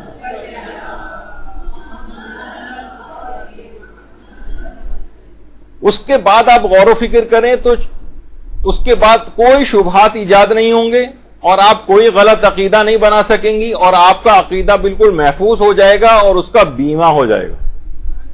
یعنی ایک جملہ کہیں ہمیشہ عقائد کی بحثوں کو پڑھنے سے پہلے ہی کہ میرا عقیدہ وہی ہے اس مسئلے میں جو امام زمانہ کا ہے، یا میرا عقیدہ وہی ہے جو اس مسئلے میں جو امام جعفر صادق کا ہے. پھر آپ دیکھیں گے کہ عقیدہ بالکل محفوظ ہو جائے گا. اب غور و فکر کریں تو کبھی گمراہ نہیں ہوں. بہت سے علماء اور مراجع اپنے استفتاحات میں ان جملوں کو استعمال کرتے ہیں. تو اچھا، اب ہمیشہ یہ بات یاد رکھ لیں، علماء یہ بھی بات کہتے ہیں کہ امام زمانہ پر اپنے اعتماد کو بڑھانے کے لیے ضروری ہے کہ اپنے ماضی کے لحاظ سے تو آپ چھوڑ دیجئے، اپنے صرف حال اور مستقبل پہ نگاہ رکھیں. جتنی پہلے مثلا ہو سکتا ہے بعض اوقات دماغ میں آتا ہے میں نے اتنی نمازیں پڑھ لی ہیں اور اتنے حج کر لیے ہیں اور اتنے روزے رکھ لیے ہیں. شہید مطہرک جملہ بڑا اچھا فرماتے تھے، یہ نہ دیکھو کہ تم پہلے کیا تھے، یہ دیکھو کہ ابھی کیا ہو اور آئندہ کیا کرو گے. اور بہت سی علماء نے اس کی بڑی مثالیں دی ہیں، جیسے کہ واقعتاً انسان کو ڈرنا چاہیے، ہمیشہ اپنے حال کو مد نظر رکھیں کہ آپ اس وقت کیا ہیں. فرماتے ہیں کہ زبیر بن عوام، جس کو سیف الاسلام بھی کہا جاتا ہے، آپ حیران ہوں گی کہ یہ وہ شخص تھا کہ جس نے سب سے پہلے جب حضرت زہرا کے اوپر حملہ ہوا تھا اور ضربت جب لگی تھی تو یہ واحد شخص تھا کہ جس نے اس وقت تلوار میان سے نکالی تھی اس وقت. اچھا، ایک بات بیچ میں اور بتا دوں علماء اور مراجع سے، اکثر یہ لوگ یہ سوال کرتے ہیں اور غیر بھی سوال کرتے ہیں کہ حضرت امیر اس وقت کہاں پر تھے. تو بس مختصر سا بھی بیان کرتے ہوئے جاؤں کہ آیت اللہ صادق روحانی سے بھی جب یہ سوال پوچھا گیا تو کہا کہ حضرت امیر اس وقت وہاں پر موجود نہیں تھے. جب یہ واقعہ ہوا حضرت امیر گھر کے اندر موجود نہیں تھے. تو تفصیل اس کی اور ہے، ورنہ لوگ کہتے ہیں کہ کیسے ممکن ہے کہ ان کے سامنے ان کی زوجہ کے اوپر جو ہے وہ حملہ ہو اور حضرت نے کچھ نہ ان کو بچایا ہو. خیر، تو اس شخص نے سب سے پہلے تلوار نکالی تھی، یعنی اس کا ماضی دیکھیے کیسا تھا. اور یہ کہا جاتا ہے کہ اسلام کے لیے اس نے اپنی دولت کے منہ کھول دیے تھے، اور بلکہ ابتدائی خلافہ کی اس نے کوئی وہ نہیں کی تھی بیعت. یہاں تک ماضی اس کا شاندار تھا.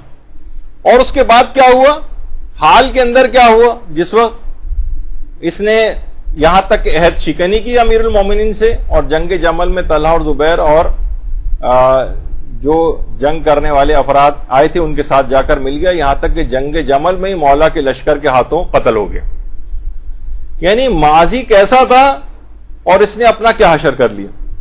شمر کے متعلق کیا کہا جاتا، ابتدا میں یہ امیر المومنین کی فوج کا سپاہی تھا، صفین میں مولا علی کے ساتھ لڑا تھا، اور اس کے بعد انجام کیا ہوا شمر کا. اسی طریقے سے عمر ابن سعد ملعون، عاشور کے دن اس نے فجر کی نماز پڑھی تھی اور اس کے بعد کہا تھا میں قربتاً اللہ خیام حسینی کی طرف پہلا تیر چلانے والا میں ہوں. قربتاً اللہ کہہ کے تیر چلایا تھا. یزید کے ساتھ آنے والے کتنے سپاہی ایسے تھے کہ جو کہ نماز اور روزے کے پابند تھے. اور ہشام کے بعد جب ولید خلیفہ بنا ہے، یعنی اتنا زیادہ بظاہر دیندار تھا کہ ہر وقت قرآن سے فال نکالتا رہتا تھا. ایک دفعہ سورہ ابراہیم کی آیت نکل آئی تھی، وَخَابَ كُلُّ جَبَّارٍ عَنِيدٍ، ہر ظالم و سرکش نے نقصان اٹھایا ہے، فال نکالی اس نے. تو اس ملعون نے اس کے بعد قرآن کے اوپر تیر مارنے شروع کر دی اور کہا کہ مجھے ڈراتا ہے جابر اور سرکش، کہہ کر قیامت کے دن خدا کے سامنے جب جائے تو جا کر پیش ہو کر کہہ دینا کہ ولید نے مجھے پارا پارا کیا. اور یہ وہ ملعون تھا کہ حضرت زید کے جو فرزند حضرت یحییٰ تھے انہوں نے اس کے زمانے میں خروج کیا تھا، تو اس نے ان کی لاش تک کو جلوا دیا تھا. تو ماضی آپ نے دیکھا اس سے پہلے کیا تھا، اس کے بعد ان لوگوں کا کیا انجام ہو گیا. اور اس کے مقابلے میں کتنے افراد ایسے تھے کہ جن کا ماضی داغدار تھا لیکن انہوں نے اپنے حال کو اچھا کر لیا. زہیر ابن قین ابتدا میں عثمانی مذہب رکھتے تھے لیکن حال انہوں نے درست کر لیا، امام حسین کی نصرت کی اور یزیدی سے حسینی قرار پا گئے. حضرت حر کی مثال سامنے ہے، یزیدی فوج کے کمانڈر تھے، امام حسین کا راستہ روکا تھا لیکن اس کے بعد امام حسین کی نصرت کی اور حسینی بن گئے.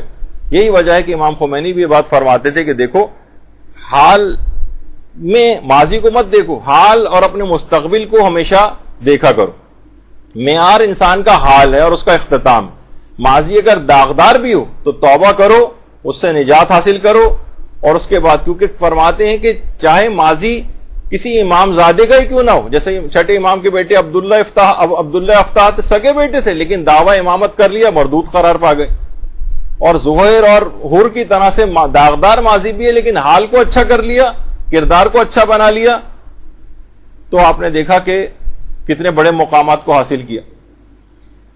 تو اب اتنا وقت نہیں ہے ہمارے پاس تیز رفتاری کے ساتھ. علماء ایک چیز اور بھی فرماتے ہیں کہ اگر اپنی زندگی کو آپ نے بہتر بنانا ہے, آج دیکھا جائے تو اس کے اوپر پورا ایک درس ہو سکتا ہے. وہ فرماتے ہیں کہ امام کے جو القاب ہیں امام زمانہ علیہ السلام کے, ہر لقب آپ کی خصوصیات کا عکاس ہے. باقاعدہ نجم الثاقب میں 182 اسما کا ذکر ہوا ہے, اور بہت سی کتابوں میں تو 310 اسما اور امام کی جو القابات ہیں ان کا تذکرہ ہوا ہے. علماء فرماتے ہیں کہ اگر آپ امام کے جو القاب کی خصوصیات کو اگر آپ دیکھ لیں تو ہر لقب آپ کی خصوصیات کا عکاس ہے, اور انسان اگر چاہے واقعتاً تو اپنی زندگی کا نصب العین اس کو قرار دے سکتا ہے. امام کا ہر لقب ان کے منتظرین کو زندگی گزارنے کا طریقہ سکھاتا ہے, ہر لقب. مثلا یعنی دیکھا جائے تو علماء فرماتے ہیں امام کے القاب زمانے غیبت میں زندگی گزارنے کا روڈ میپ ہے. امام کے القاب مثلا القائم, گناہ اور ظلم کے خلاف قیام کرنے والا. ہم بھی اگر گناہ اور ظلم کے خلاف قیام کریں گے تو امام کے ساتھیوں کے اندر شمار ہوں گے, یعنی ہمارے لیے روڈ میپ بن جائے گا. منتقم, انتقام لینے والا. دیکھیں اگر تعصب اور نفسانیت کی بنیاد پہ انتقام لیا جائے تو مذموم ہے, لیکن اللہ کے لیے. اسی طریقہ سے مثلا غریم امام کا ایک لقب ہے, قرض دار.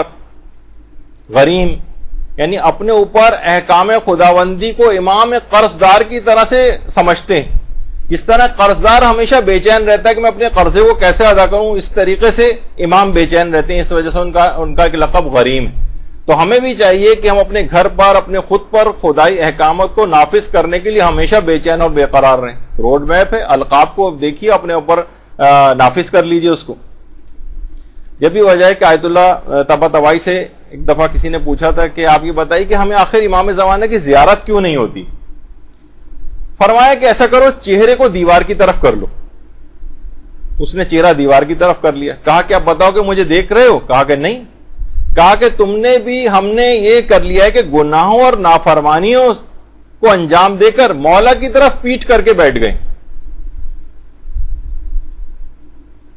اب کیا ہے, اس وجہ سے ہم مولا کی زیارت نہیں کر پاتے. ان کی راہ الگ ہے, تمہاری راہ بالکل الگ ہے.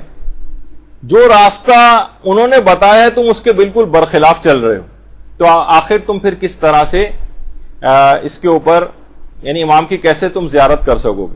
تو بہرحال امام کے القاب اگر آپ دیکھیں تو وہ اس کے اندر یہ گناہوں سے بچنا جو ہے اس لحاظ سے ابھی آگے چل کر بھی ایک لقب امام کا آئے گا. مثلا مطہر امام کا ایک لقب ہے پاک و پاکیزہ, تو گناہوں سے پاک و پاکیزہ زندگی آپ کو بھی گزارنی. امام کے القاب میں سے ایک لسان الصدق ہے, سچائی کی زبان. ہمیں بھی چاہیے کہ یہ روڈ میپ ہے ہمارے لیے, ہم بھی سچے بن جائیں, جھوٹ سے اپنے آپ کو دور کر لیں. امام کا ایک لقب مجتہد بھی ہے, انتہائی کوشش کرنے والا. دین میں انتہائی کوشش کر کے دکھائیں آپ. امام کا ایک لقب مجہول بھی ہے, جس کی شناخت نہ ہو سکے تو خود کو نمایاں کرنے کی فکر میں نہ رہیں. یہاں تھوڑی سی بھی عبادت کرتے ہیں تو لوگوں کے سامنے ظاہر کرنا چاہتے ہیں اس کو. امام کا ایک لقب مدبر بھی ہے, تدبیر کرنے والا. ہمیں بھی چاہیے کہ اپنی زندگیوں میں پلاننگ سے کام لیں, دنیا اور آخرت کی چیزوں کو بہتر کریں. مطہر, خود کو پاک و پاکیزہ بنائیں. منتصر, مدد کرنے والا. منتصر, چاہیے کہ ہم بھی دوسروں کی مدد کریں. منعم, نعمت بخشنے والا. ہمیں چاہیے کہ لوگوں کو سہولیات و آسانیاں مہیا کریں. کریم, بغیر استحقاق کے عطا کرنے والا. ہمیں بھی چاہیے کہ لوگوں کو عطا کرنے کی صلاحیت پیدا کریں. حلیم, بردبار. ہمیں بھی چاہیے کہ لوگوں کی خطاؤں کو درگزر کریں. اسی طریقے سے امام کا ایک لقب دائی ہے, دین کی پیغام دینے والا, دعوت دینے والا, اور اس طرح سے سابق یعنی نیکیوں میں سب سے سبقت رکھنے والا. یعنی تمام القاب ایسے ہیں جو آپ کو زندگی گزارنے کا روڈ میپ دیتی. کتنے امام کے القاب, اب اتنا وقت بھی نہیں کہ سب کے اوپر گفتگو کی جائے. یہی وجہ ہے کہ امام کی جو ایک زیارت ہے بہار میں, اس میں ہے کہ السلام علیکہ ایھا المہذب الخائف. آپ پر سلام ہوں اے تہذیب یافتہ ڈرنے والے. علماء فرماتے ہیں مہذب اور پاکیزہ شخص کو تو ڈرنے کی کوئی ضرورت نہیں ہے, پھر امام کس چیز سے خائف ہیں؟ تو علماء فرماتے ہیں کہ امام ہماری بدعمالیوں اور گناہوں کے انجام سے ڈرتے ہیں. یہ تہذیب یافتہ شخص یہ آپ کی بدعمالیوں اور گناہوں سے ڈر رہا اور 1000 سال سے ہمارے لیے خائف. کسی عالم نے دیکھی بہت خوب کہا ہے کہ جس قوم کی دعاؤں میں امام زمانہ سب سے آخر میں ہوں یقیناً وہ قوم ظہور کی منتظر نہیں. اس کی پہلی ضرورت امام زمانہ کا ظہور ہی نہیں, جب ہی ظہور کی دعا سب سے آخر میں رکھتے, سب سے پہلے ہونی چاہیے, سب سے پہلے. تو بہرحال امام کے لیے خصوصی طور پر دعائیں اور اپنی پرائرٹیز میں امام کو پہلے لے کر آئیں. یہی وجہ ہے کہ آیت اللہ محمد حسین طباطبائی بھی یہ بات کہتے تھے کہ امام اس وقت ظہور کریں گے جب امت ظہور پیدا کرے گی. حضرت آیت اللہ بہجت بھی فرماتے تھے کہ حضرت حجت 1000 سال سے غیبت کے زندان میں گرفتار, 1000 سال سے. اس سے زیادہ ان کی قید اور غربت کیا ہوگی کہ امام کسی آبادی میں جا کر اپنی شناخت نہیں کروا سکتے. ان کے پاس 1000 سال قید زندانی پر اہل ایمان خون کے آنسو روتے ہیں اور فرماتے ہیں ہم وہ گروہ ہیں جس نے اپنے سردار کو خود قید کر کے رکھا ہوا ہے, خود محبوس کیا ہوا ہے.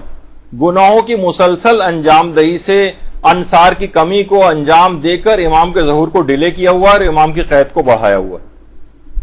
لوگ جمکران جاتے ہیں اور اپنی دعاؤں کو وہاں پر کرتے ہیں. حضرت حجت کے لیے دعاؤں کو سب سے آخر میں رکھا جاتا. بسم الله الرحمن الرحيم اللهم صل على محمد وآل محمد اللهم كن لوليك حجة ابن الحسن صلواتك